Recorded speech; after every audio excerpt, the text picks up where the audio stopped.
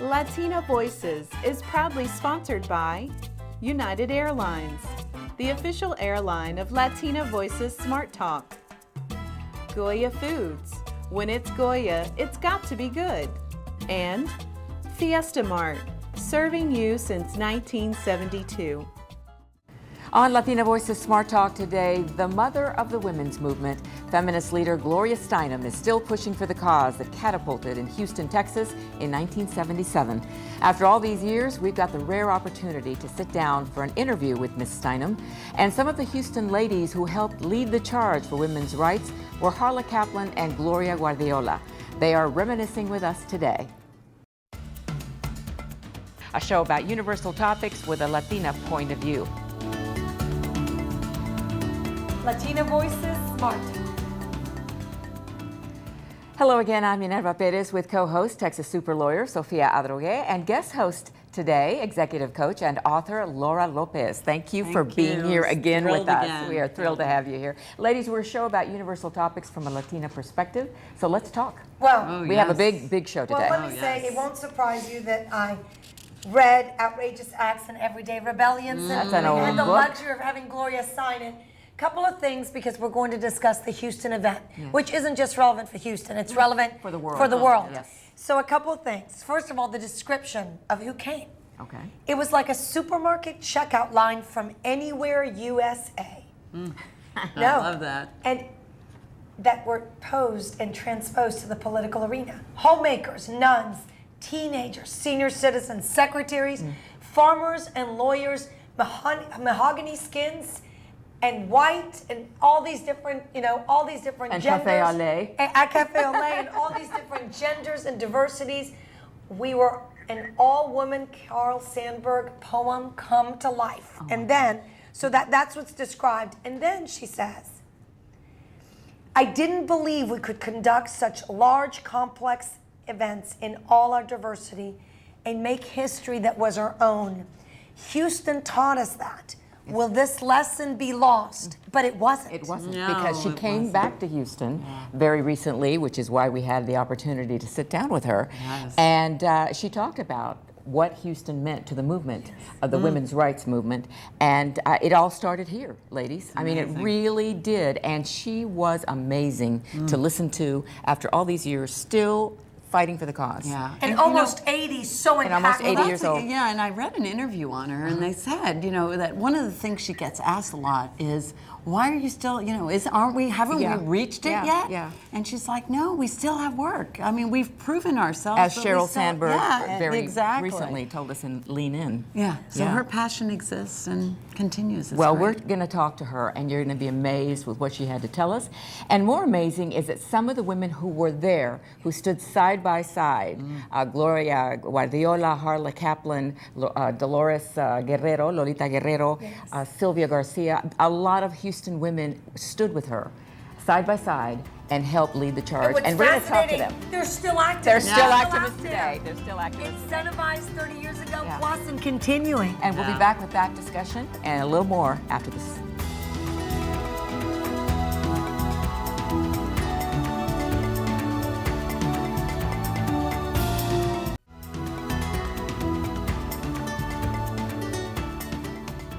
As has been stated for more than 40 years, Gloria Steinem has been the near singular voice of the women's movement.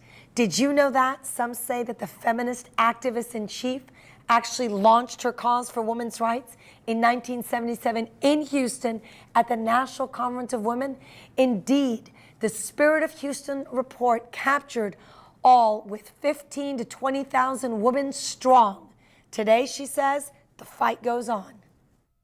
Houston, first of all, was representative because every state had elected a delegation. And for instance, in New York State alone, there were 20,000 women electing a delegation and deciding what issues they wanted to, put forward. And there was an understanding that those delegations needed to be representative of their states. So, which was why there were, so many women from Indian country who had, not been present really at all before. And also, it was the first time, I think, that the various Spanish-speaking groups came together as a Hispanic caucus, which was quite controversial at that time because first the men in their groups were not so sure they wanted to do that because they wanted to have, understandably, an identity as Puerto Ricans or as Chicanos, or right. But they did that. They did that because they shared the issues. Where are we now as women in the general sense? Women are where you are, or the woman who's listening or watching. You know, I don't think, you know, the whole country is going somewhere between the 12th century and the 24th century, you know, so I don't want to impose a cookie cutter, you know, on all kinds of people. From the point of view of history, as I was saying, I think we're maybe halfway through. I'm not sure, but if the suffragist and abolitionist wave lasted a century, and we suppose that was a pattern, then we're not quite halfway through this one. This is fascinating. Violence has decreased in the United States. The statistics are still too high, but it is worse in other parts of the world. Well, it has different sources. Here it tends to be mostly, I mean, it's still true that children are more likely to be raped in this country than adults. Yes. It's still true that the number of women who have been murdered by husbands and boyfriends since 9/11 is greater than all the Americans killed in 9/11, Iraq and Afghanistan combined. You know, so there's you know, a great deal of violence and falsely sexualized violence here. We don't have female infanticide and honor killings. Well, we do have honor killings. We just don't call them honor killings. Yeah, right. So who's moving this forward? Sheryl Sandberg, Tina Fey? Yes, everybody. Now, Tina Fey is definitely carrying it forward because I worked for, that was the week that was, I was a comedy writer for a season. I was the only girl writer, as we would have said. Even though there were well-known black comics of the era, they were not on the show.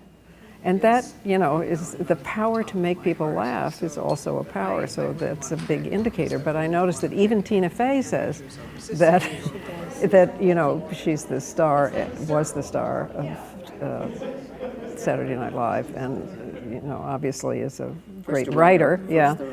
But even she says that only in comedy would a obedient white girl from the suburbs be counted as diversity. No, that's right, and she also said in an interview, a man will never, her colleague will never be asked about how you balance career and marriage, but she will be asked. One of your quotes is, "The truth will set you free, but first it will piss you off." Explain that. We don't really know our history.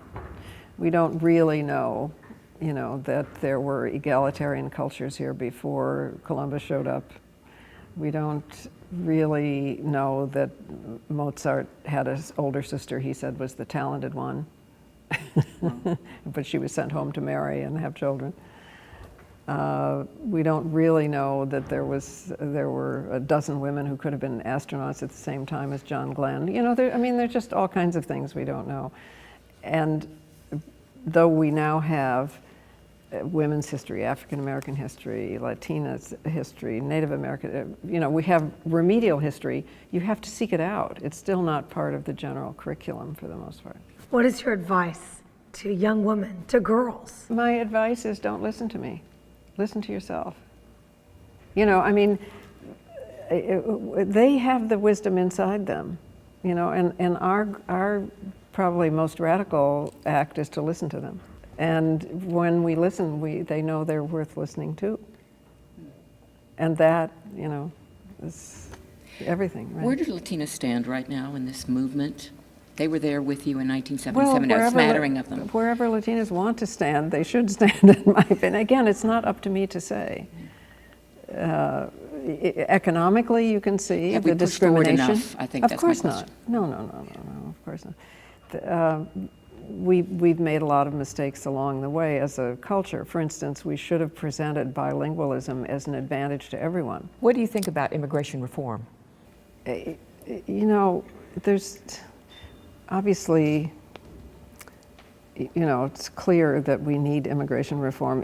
I think we would be more likely to get it if we understood that 65% of immigrants are women and children. You know, the anti-immigration people keep picturing drug dealers and terrorists and anyway, guys, right? The percentage of the immigrants working is over 95%. If you're leaving your country, you want to come and make a difference. Yes, what people don't understand is people come here to work and then they don't necessarily want to stay here for the they go home. You know, so if you make barriers, you force people to stay when they don't want. But there's really no answer to immigration as long as there is poverty on one side of a border and wealth on another. More about Gloria Steinem after this.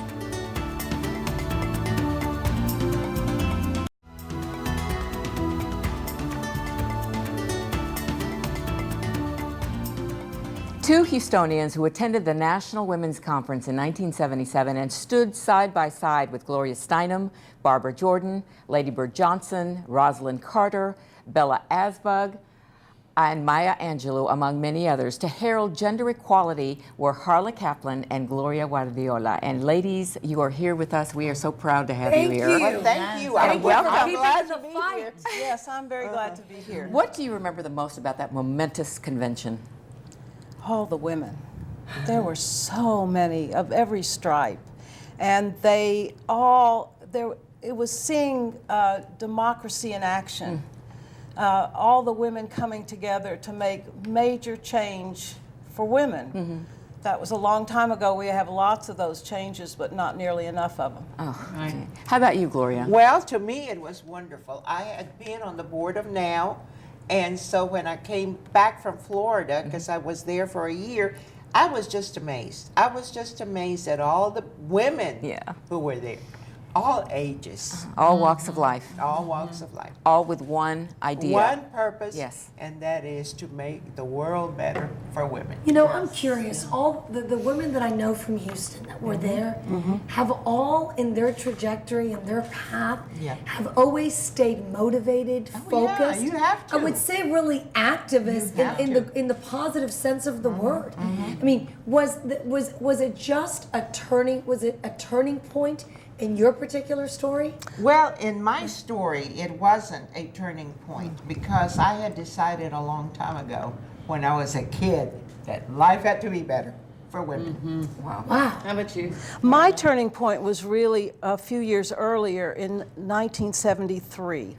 That's the first time I met Gloria Steinem. And she, the National Women's Political Caucus, the first one in the history, was held in Houston at the Rice Hotel. And there was a advertisement, a PSA on one of the radio stations looking for volunteers. And they needed help putting on. You raised your hand. I didn't even raise my hand. I just drove straight down there. Good for you. Good for you. And I walked in the door, and before I got in there, in the lobby, I saw all these women whose faces I had seen on the news. And it was just so exciting. And so I walked into the volunteer room, and I said, I'm here to volunteer. Does anyone need any help? And with that, this woman turned around and said those famous words, "Can you type?" And it was Gloria Steinem. No. Oh my gosh. Really? Oh my gosh. Anecdote. No. And you said, for you, yes. exactly, I said, For anyone else, no. For you, yes. I knew my mother was right when she said take typing. Yes. Because taking typing in high school changed my entire life when that moment I met Gloria. And what she wanted me to do was type her speech for that night. No. Wow. And I could barely You were so put my nervous. fingers on You it. were Yeah. So you have a poster. And you have a poster. Fabulous. This was one of the posters from that historic day, weekend actually. Yeah. And it was so incredible. It changed things for Houston. Yeah. The Rice Hotel never allowed women to be paged in their lobby. If a woman was paged, they felt that she was soliciting. Please read what Did you it read? is. Please I'm read that. salivating. So you think a woman's place is in the House, bullet, the White House, bullet, the House of Representatives, bullet, the State House, bullet, the courthouse. join Gloria Steinem. We're not in And the White Bella House Allen. yet, Bella but yeah. we've been everywhere else. Yes. That's right. Yes. That's right. Except the White House. Except the We'll White get House. there. We'll Exactly. get there. So Exactly. you started off by saying we still have a ways to go, and I know when Gloria Steinem has been interviewed recently, she talks about, you know, why at age 80 or close to 80 Close is to she 80. still fighting hard? What are your perspectives on that? How much further do we have to go? A lot the way. further. All the way. the way. That's All what the I way. said. Yeah. There are a lot of things that have happened in my lifetime that I never expected. Even things that are happening today all around us. I never expected it. But it was always in my DNA to make a difference. I do that in my life now. But the difference I make is for other people. Making a difference in the women movement is for women, and of which I am one. Yes. And so it's made my life different. Gloria, what has this done for Latinas? Oh, well, I think that Latinas came out from under, you know, the closet, Yeah. under the bed or whatever, Under the because rug, we yeah. were always put down. I mean, I have friends who were told you can't go to college. You can't do anything because you're going to be a housewife. Take care of kids. So it says they have just blossomed, and that's it. And And it look just where has we to are be now. their choice. It has to be Yeah. their choice. Regardless of the Right. opportunity. It has to be their Right. decision. Yeah. It has to be their decision, not somebody's. I have a good friend that her father told her, you cannot go to college because you will, oh, she wanted to be a nurse. No, you're not going to be out there cleaning men's butts or something. And then when he was very ill, Yes. she had to do that Yeah. for him. Yes. Right, right. Well, you know, speaking of men, what's interesting, I've always been a feminist, and yet I've always been a lover of men. Well, of and course. and not It's but I mutually mean, exclusive. but it's I know. not exclusive, and so many times people think it is. Many people think it's a fight against men. In fact, I think it's the opposite. I think men are part of the solution. What are your perspectives on that? I remember when when I was president of the Montrose Now chapter. Right, I know. It was the first multicultural Now chapter in Houston. And, wow. and the only claim I had to be multicultural was being Jewish.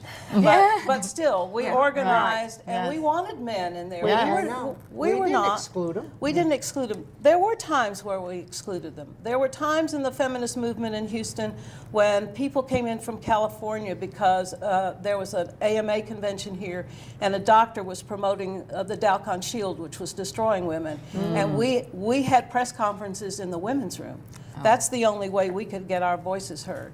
Wow. So there were days that we protested in front of consulars, Oh, yes, the Portuguese definitely. consulate, because of the three Marias who were criticized in another country, in Portugal. Yeah. The whole point was that we each represented a different organization, and may have been the same 8 of us, Oh, but we yeah. were always there We representing were 8 still representing organizations. women. And there were still men that were with us every step of the way, and we can't do it without them. Yes, I agree. And at that point, I remember Barbara Jordan saying, just because you are a man, that does not, and we are women, that does not, and in the feminist movement, you are not supposed, it's okay to be a gentleman. Yeah, yeah, yeah. How far have we come, in your eyes? We know what Gloria thinks. We talked to her. But what do you think? I think we won't have come far enough until we pass the Equal Rights Amendment. It hasn't even been brought up since it was defeated those many years ago. I think we're losing our rights day and Take equal pay for one. right. I mean, still, when we started, it was 59 cents for every dollar. So now we're up in the 70s. 75. But it's still or not something. there. And you know, And that's it's still not there. years ago. I will tell you another poster you brought because they were so right on with this debate. Whatever women do, they must do twice as well as men to be thought half as good. I love the little byline at the end, though. Luckily, this is not difficult. But it does show the constant struggle.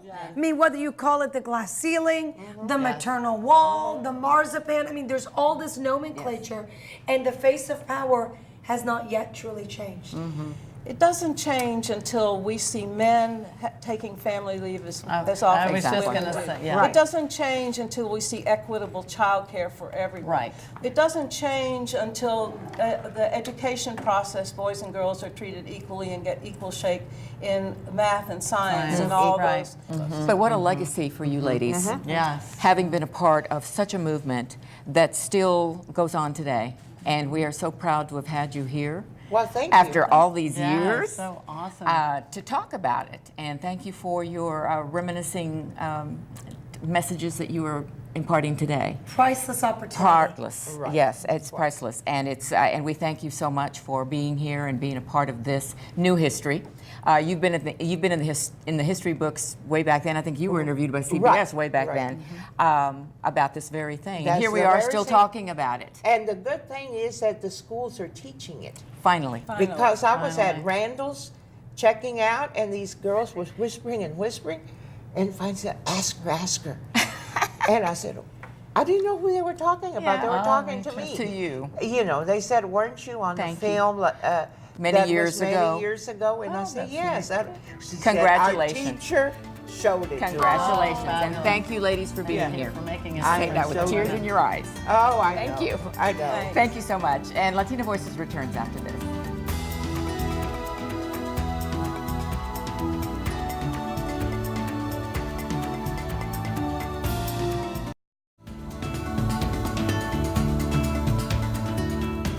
We'd like to thank you for joining us on Latina Voices. We'll be back next time with more interesting topics that matter to all of us. For Latina Voices Smart Talk, I'm Minerva Perez. Don't forget to join us on Facebook.com/Latina Voices and at LatinaVoices.com as well. You can see our shows there. Until next time, stay smart.